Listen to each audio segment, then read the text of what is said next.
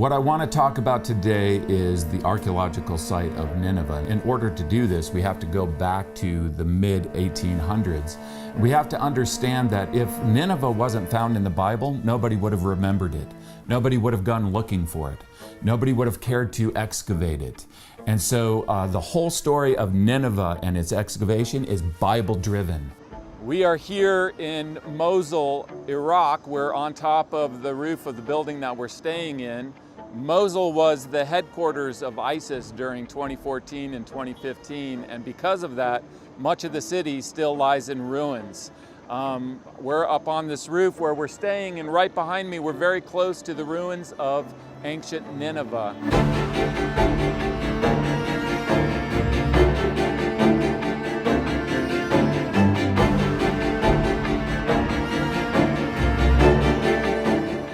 And really, I can't think of a better example for how archaeology confirms the reliability of the Bible than the site of Nineveh.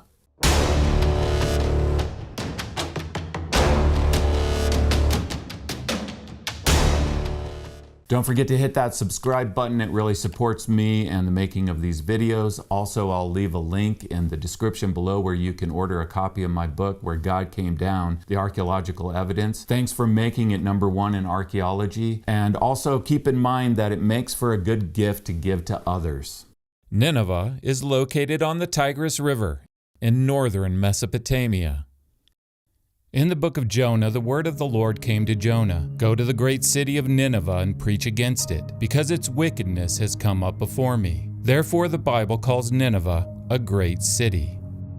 In 1820, the British agent Claudius Rich explored the ruins of Nineveh. Though he wasn't the first to visit these ruins, he was the first to publish an accurate description of them. He wrote, "I rode on, passing through the area of Nineveh.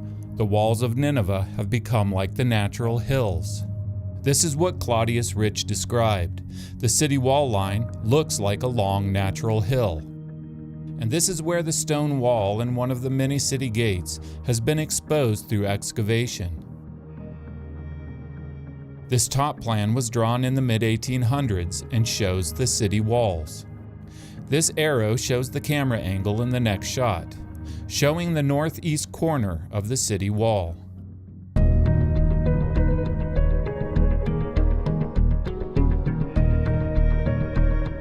These wall lines enclose the ruins of Nineveh, which can still be seen today.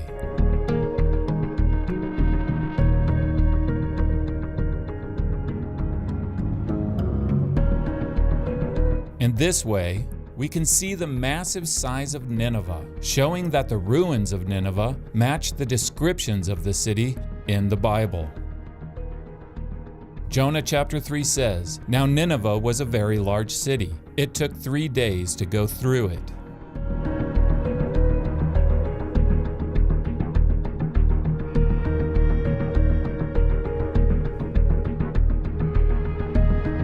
Keep in mind that the walls that can be traced in these ruins, these are just the inner city walls. There were also outer city walls and suburbs. And so the sheer size of these ruins matches the descriptions of Nineveh in the Bible, where it describes Nineveh as a great city, as a very large city, with a population of more than 120,000 people. West of the ancient city flows the Tigris River. And within the ruins are 2 mounds. The smaller but more sacred of the 2 is called Nebi Yunus, which in Arabic means the prophet Jonah. This preserves the name of the Israelite prophet in the Bible. The Lord had decided to destroy Nineveh because of the wickedness of the people. Only the more than 120,000 people living there didn't know about this destruction. So the Lord had compassion on them, and He sent them an Israelite prophet, Jonah, to speak to them and to warn them. This was a sign to them, because surely they knew about this guy and had heard about, this is the guy, they must have been thinking, that got swallowed by the huge fish, that spent 3 days and 3 nights in the belly of a fish. And now he's here speaking to us about the coming destruction of our city. Maybe we should listen to him. And so when the king and the people heard Jonah's preaching, they repented, and the Lord relented and did not destroy the city, which allowed Nineveh to continue in history until later it became the capital of the Assyrian Empire. On top of the Nebi Yunus mound was a mosque that ISIS blew up in 2014, but underneath it were the ruins of a church that preserved the tradition that these were the ruins of Nineveh. In 1830, the British colonel, Robert Taylor, found among the ruins of Nebi Yunus a six-sided prism covered with cuneiform writing.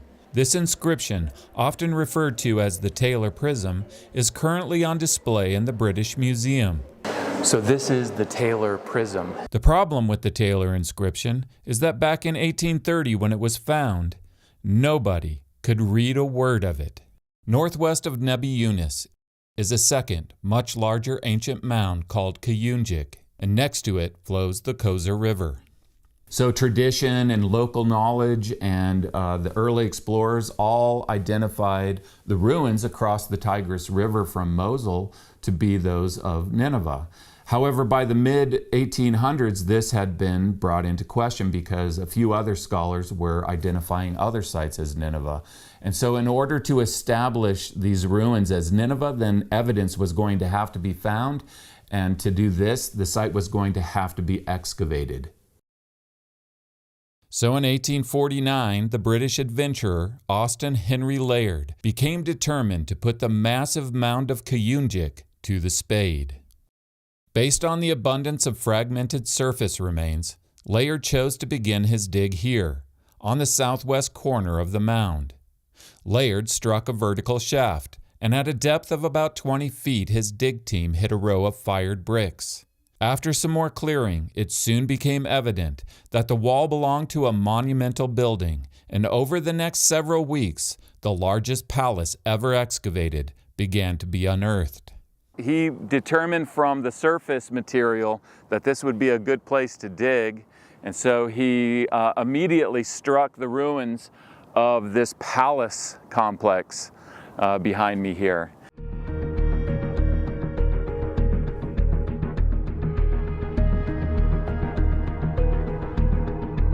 Lining the inside of the mud brick walls of the palace were slabs of gypsum, where elaborate scenes of hunting, military campaigns, and other glorious accomplishments of the king were carved into the stone.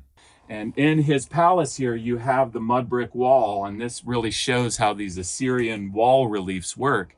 You have this huge slab of stone here pressed up against the wall, lining the wall, and on the outside of it are carvings of statues and people and gods and then writing. If you follow me over here, you see the slab of stone pressed up against the mud brick wall, and then you see cuneiform writing on the outside of it. Back in the time of Layard, what he did is he dug along the walls. In fact, it's estimated that he dug about 2 full miles of walls, where when he had a really well-preserved relief, stone relief, then he would take that off the wall and ship it back to the British Museum. As Layard's excavation crew were uncovering this huge palace, they found its central courtyard, and they dug to the front of the courtyard where they unearthed these 2 huge human-headed winged bulls that were side by side.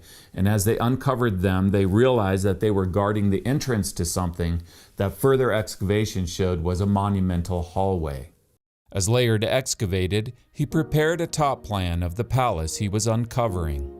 So I have the plans, his drawings here, and then what I try to do is I try to match up his plan with the site itself and understand where I am.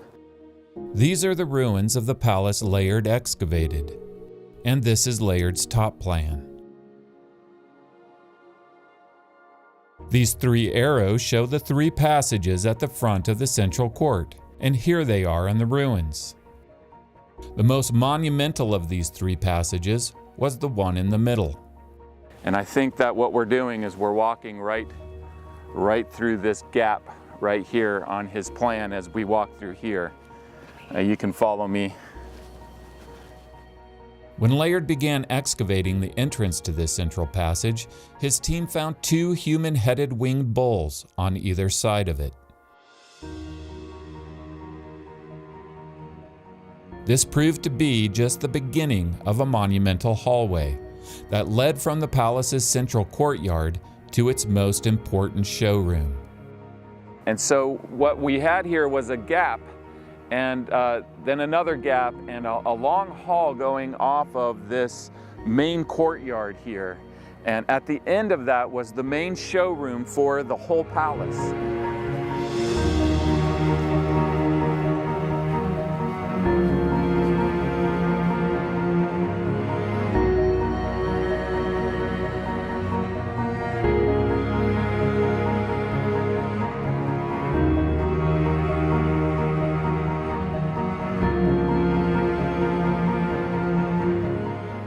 Looking straight down, we see the ruins of the monumental hallway leading from the central courtyard into the showroom. The walls of this room at the end of the hall were lined with stone reliefs depicting the siege of a single city. The question Layard wanted to know was, what important city was this, and to which Assyrian king did the palace he was excavating belong? The original stone reliefs from this room are on display in the British Museum in London, where they have recreated the showroom Layard discovered. On the wall to the right of the showroom's entrance was a stone relief showing an Assyrian king sitting on a throne on top of a hill, watching the battle for the city. Above and to the left of the enthroned king was a short cuneiform inscription that solved the mystery. Since the decipherment of cuneiform was being advanced by scholars, Layard was able to include the translation of the inscription in his book about his excavations, which he published in 1853. It read, "Sennacherib, the mighty king, king of the country of Assyria, sitting on the throne of judgment before the city of Lachish. I give permission for its slaughter." So keep in mind that, yes, they found the name Sennacherib engraved in stone, but this would have been meaningless except for the fact that Sennacherib is found in the Bible as the name of the Assyrian king whose capital is Nineveh. 2 Kings 19:36 says, "Sennacherib, king of Assyria, returned to Nineveh and stayed there." So now it was known with certainty, with the finding and translation of this inscription and other inscriptions found in this excavation, it was known with certainty that the ruins across the Tigris River from Mosul, this was Nineveh. And the building that Layard was excavating was the palace of Sennacherib, and that this main showroom that off of the main courtyard was pointing to like a telescope was depicting the city of Lachish, the second most important city in the kingdom of Judah. And this was surprising because they were expecting it to be a much more important city, like the most important city of a nation, the most important city of an important nation. The most important city of the kingdom of Judah is the capital of Judah, which is Jerusalem.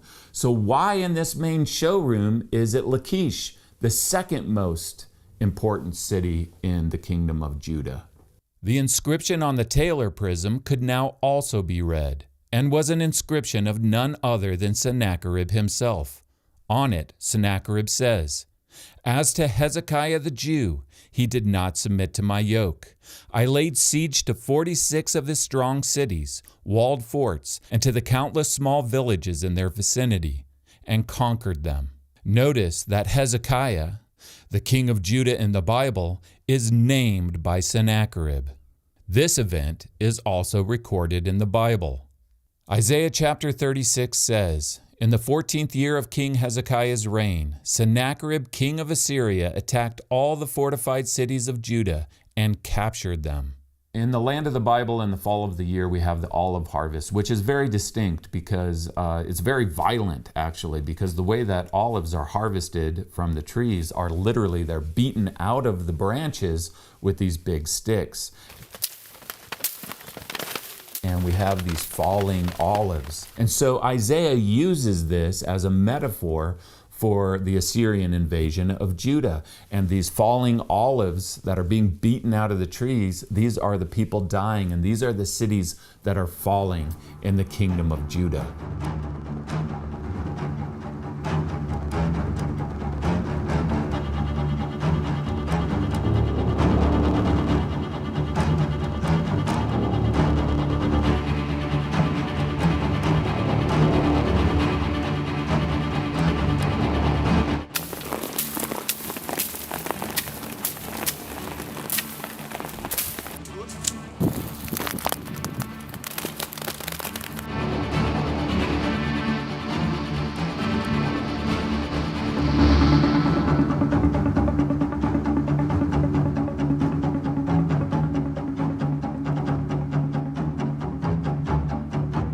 So these winged bulls were on either side from the central court, looking down to the Lachish room in Sennacherib's palace in Nineveh.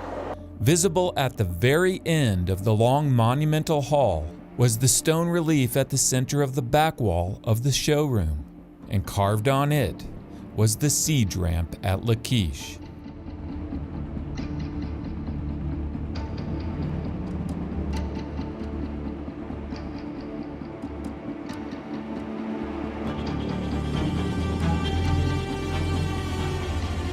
This is a stone picture of the siege of Lachish.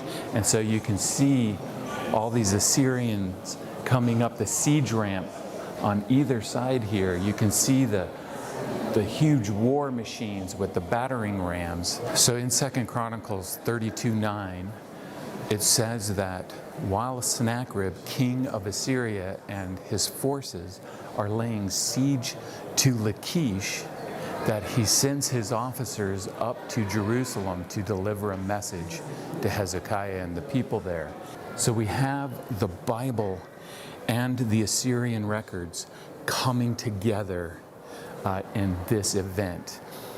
This is the dramatic event between the Assyrian records and the Israelite records in the Bible.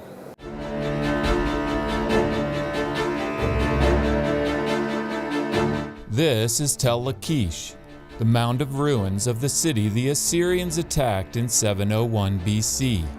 Since the Bible says that Sennacherib laid siege to Lachish, and since the stone reliefs from Sennacherib's palace show us a stone carving of the Assyrian siege ramp at Lachish, then it should not come as a surprise that in 1973 at Lachish, the Assyrian siege ramp was discovered and excavated.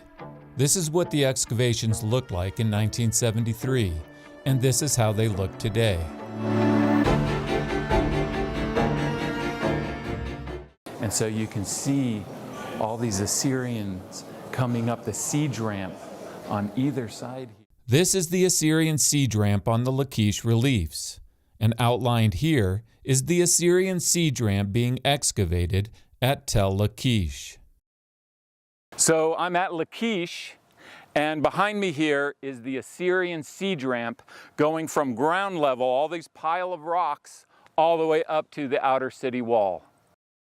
An earlier excavation had cut into the mound, leaving a vertical section. Later in 1973, when this vertical section was analyzed, it was realized that the mound that had previously been cut into was made up of a massive pile of small stones. All these stones that are about the size that an Assyrian soldier could take and throw onto that pile.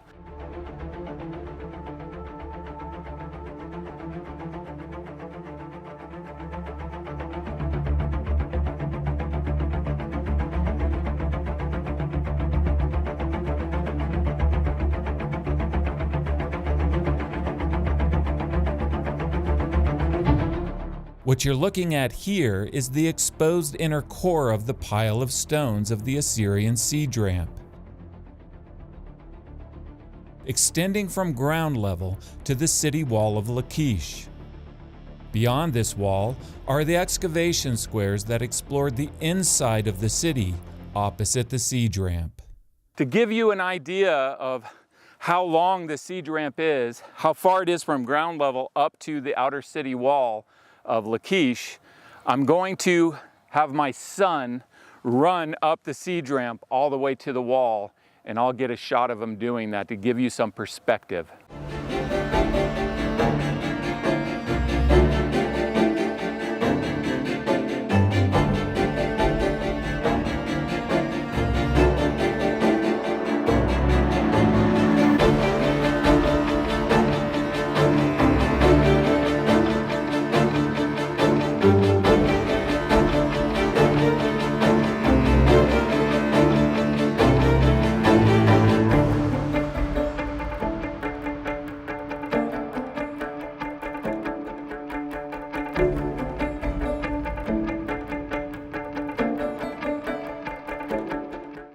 So this is the outer city wall of Lachish.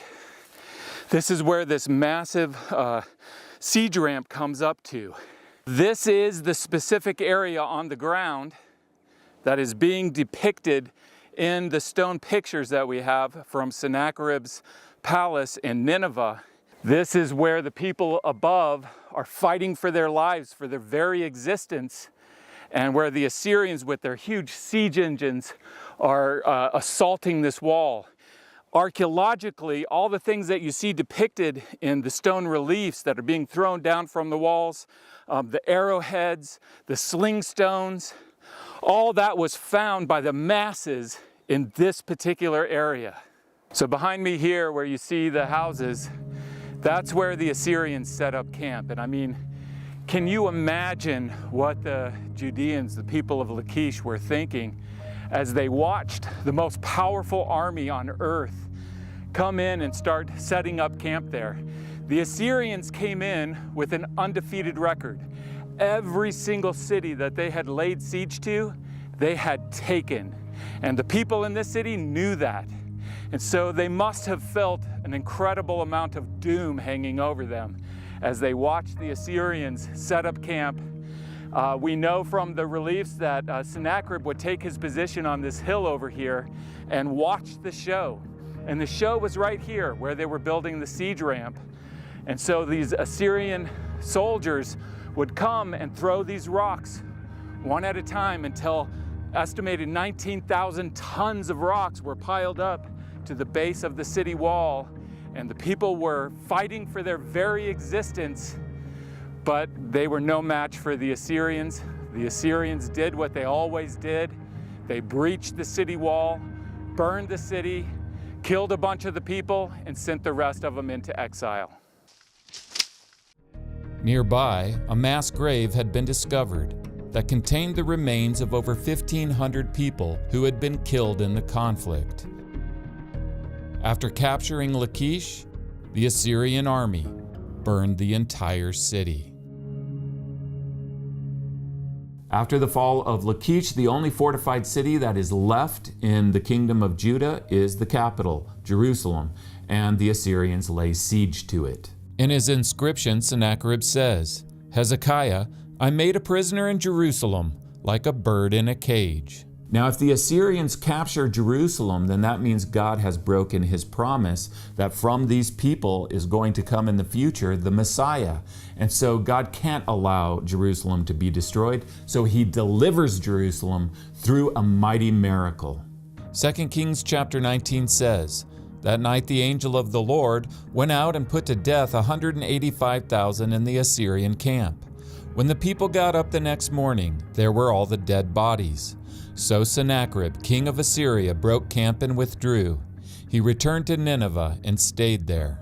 So in Sennacherib's inscription, he is listing out, boasting about his great accomplishments. And one of these is that he lays siege to Jerusalem, but he never mentions that he captures Jerusalem. Now, Sennacherib is bragging about all the cities that he destroyed, and the city that he puts in the most predominant place in his palace is the city of Lachish. There's no question that what the city he wanted to put there to brag about was Jerusalem. But he doesn't have Jerusalem in his main showroom. Why? Because according to his own records, according to the Bible, he never captured Jerusalem. And so he has the second most important city in Judah there instead. This is archaeological evidence. Sennacherib never captured Jerusalem. The Bible says that that's because of a miracle. It's pretty easy to believe that it was because of a miracle, because of all the cities that the Assyrians attacked during the whole Assyrian Empire, all the way from north of where we are right now, all the way as far south to Egypt, and everywhere in between. Every single city that the Assyrians attacked, laid siege to, they took, with one single exception, and that is the city of Jerusalem. We know this from the Bible, we know this archaeologically from the Assyrian records that were found, and we know that from the archaeology right here in the palace of Sennacherib. The last mention of Nineveh in the Old Testament is Zephaniah's prophecy of the city's destruction. Zephaniah says, "He will stretch out his hand against the north and destroy Assyria, leaving Nineveh utterly desolate and dry as a desert. Flocks and herds will lie down there. What a ruin she has become." Today, the once great city of Nineveh is a place where shepherds graze their flocks. The prophecies against her were fulfilled in 612 BC, when the Babylonians and their allies completely destroyed the city that has laid in desolate ruins ever since, for more than 2,400 years. So essentially what was discovered in Nineveh were the Assyrian records. And so now the Assyrian records could be compared with the Israelite records in the Bible.